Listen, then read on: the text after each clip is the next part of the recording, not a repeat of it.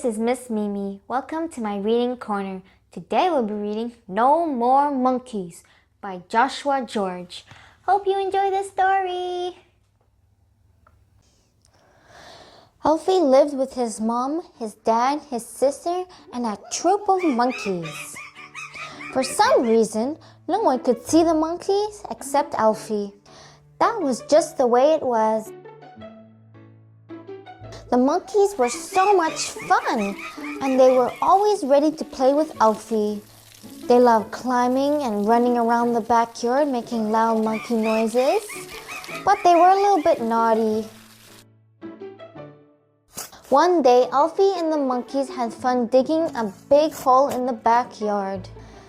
When Elfie came inside, he washed his hands, but the monkeys didn't wash theirs, and soon there was dirt everywhere. "Oh, Elfie," said Mom, "what a mess you've made." "But it wasn't me, it was the monkeys," said Elfie. "No more monkeys," said Mom. "Okay?" "Okay," said Elfie. The next day, Elfie was quietly doing some coloring when the monkeys grabbed his crayons and started decorating the walls. "Ah!" yelled Mom. "What have you done, Elfie?" "But it wasn't me, it was the monkeys," said Elfie. "No more monkeys," said Mom. "Okay?" "Okay," said Elfie. "I'll tell them to stop being so naughty." Upstairs in Elfie's bedroom, the monkeys were swinging from the curtains and bouncing on the bunk bed. When Elfie tried to tell them to stop being so naughty, they were having too much fun to listen. The next evening, Elfie and his sister had chocolate ice cream after dinner. Suddenly, one of the monkeys popped up from under the table, took a scoop of Elfie's ice cream, and then smeared it all over Elfie's face. "Mom," whined Elfie's sister, "look what Elfie's done." "Oh, Elfie," said Mom, "what have you done now?" "But it wasn't me, it was a monkey," said Elfie. "No more monkeys," said Mom. "Okay?" "Okay," said Elfie. For a few days, Elfie hardly saw the monkeys. Perhaps they had stopped making trouble after all. Then, one morning, as he was getting ready for school, the monkeys grabbed Elfie, put his socks on his hands and his shirt on back to front, and then tickled him with their little monkey fingers. "Oh, Elfie," sighed Mom. "It was the monkeys," laughed Elfie. "They did it."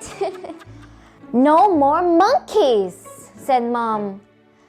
"And that's final." "Okay," said Elfie. But he was beginning to wonder if the monkeys would ever stop. That night, when everyone had gone to bed, Elfie got up and turned the light on. "You are too naughty," he told the monkeys. "You'll have to go live somewhere else. No one wants to live with naughty little monkeys like you." One by one, the monkeys picked up their bags and walked quietly out of the room. Elfie felt a bit mean, but with no monkeys around, he was as good as gold. Mud stayed in the backyard, crayons stayed on the paper, and Elfie's socks stayed on his feet. "Are you all right?" asked Mom. Later that day, Mom asked Elfie to help make a chocolate cake. He whisked the eggs, measured the flour, and got everything just right. He was a very good boy. But when Mom went to answer the phone, the cake mix looked too good to resist. Elfie stuck one finger in and had a little taste. Can you guess what happened next? When Mom came back into the room, she saw Elfie and then started laughing so much that she had to sit on the floor. "Aren't you angry?" asked Elfie. "Let's get you cleaned up," laughed Mom. "Good night, you little monkey," said Mom as she tucked Elfie into bed that night. I love you, even if I'm a little bit naughty? Asked Alfred. Of course, said Mom.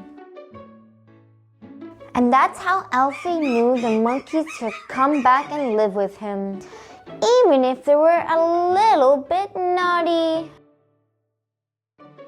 The end. Please subscribe to my channel not to miss any new stories. Click the like button if you enjoyed today's reading. Thank you. Goodbye.